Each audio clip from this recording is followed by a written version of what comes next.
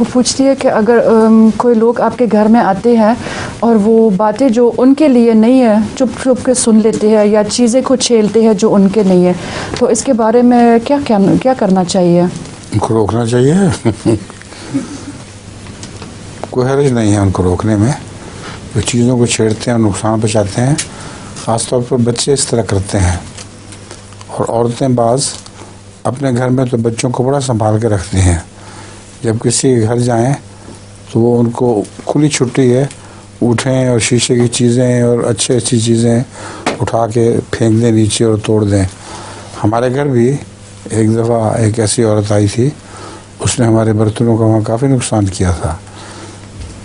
तो ऐसी औरतों को समझाना चाहिए कि अपने बच्चों को खुली छुट्टी ना दिया करो, ये दूसरों का नुकसान होता है।